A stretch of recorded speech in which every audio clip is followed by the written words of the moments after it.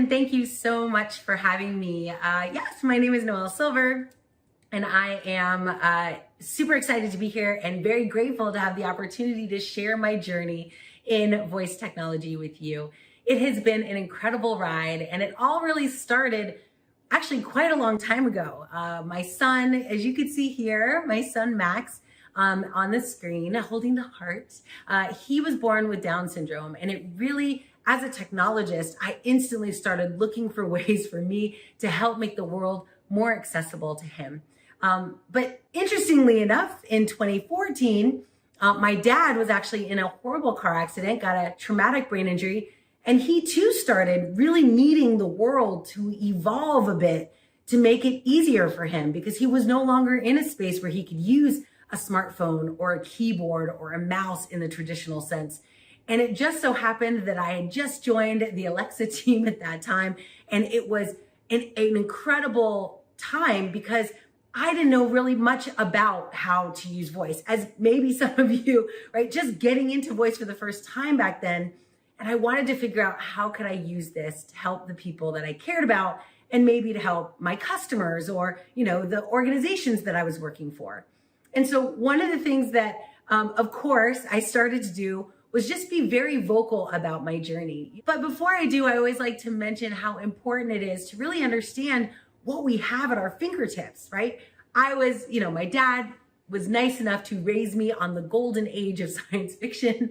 And so I learned at a very young age what it meant to talk to a computer, right? I saw it happening on the screen and read it happening in books.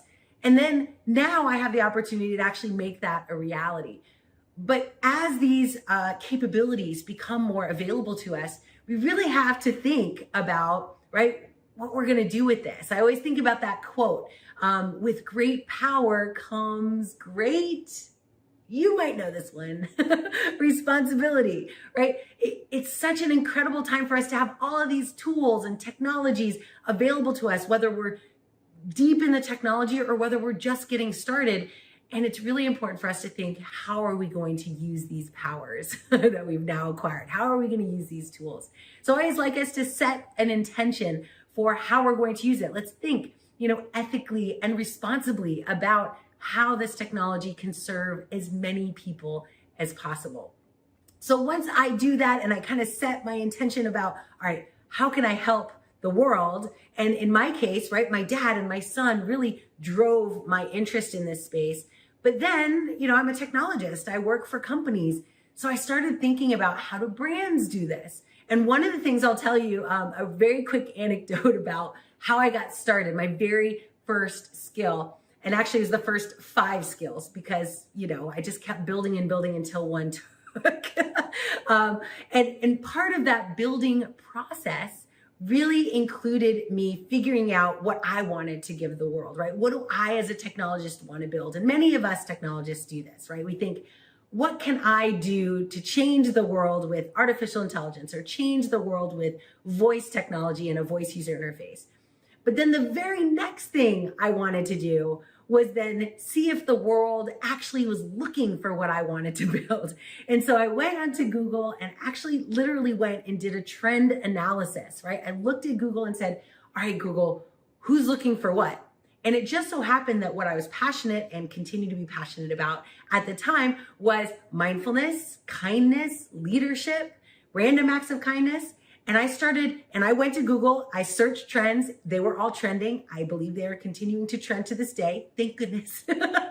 And I built my voice applications directly to what my end users were asking for. And I felt that was like, I wasn't intentional. I didn't say, oh, let me go research I'm a technologist. I just wanted to build.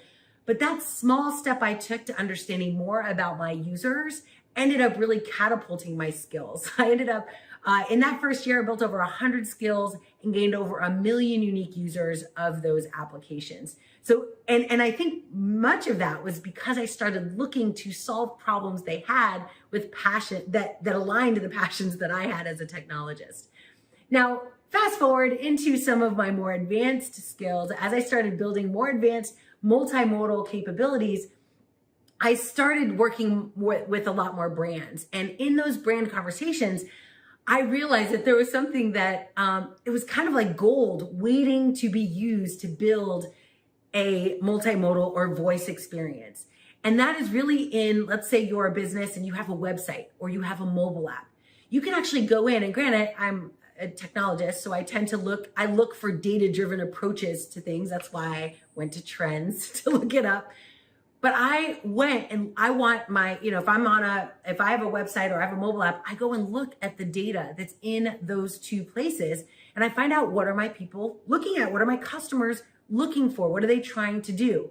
I call it click trails, right? I'm looking for what are the activities they do most often. Then I cross-reference the most common things they're trying to do with the things that are the hardest to do, right? How many clicks does it take for them to get there? And oftentimes I say, if it takes more than 5 clicks, that's too long, especially if they try to do it every day. I can make that a voice application. I can bubble that up to a top level intent and they could just ask for it. And it's not like I didn't build anything brand new. I didn't create anything from scratch. I took something they were already asking for and made it accessible to them with their voice. And honestly, I've had people say, oh my gosh, it's like magic. And that's how I know I'm successful, is when what I build in these voice applications seems like magic to the users that end up using them. And so after that, I got very excited about how do I build more of these skills that align with what companies want to give to the world and users really need. But many of us, of course, may just want to find out how to get started, right? How to actually use these tools to start building.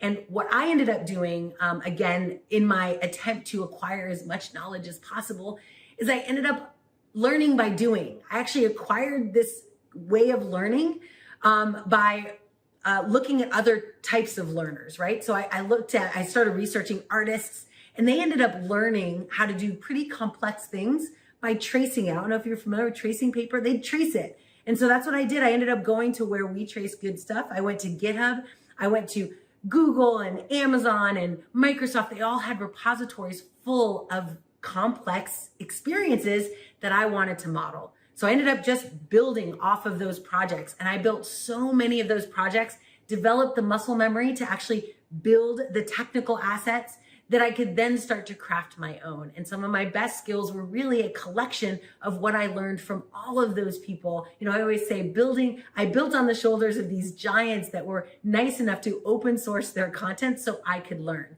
And now I teach lots of people to do it the same way. I think it's a critical part of the path, is that even if you're not a technologist, even if you're, let's say you're in product or user experience, there's a way for you to get involved in voice technology and start actually doing something with this technology long before you're pushing something into production or developing it for a client, right? You can learn and acquire this knowledge by actually getting your fingers on a keyboard or having a conversation with your customers and talk about what voice might mean to them. And I've found a lot of really rewarding experiences come from that. There are so many great speakers today. I'm really excited. I'm friends with many of them.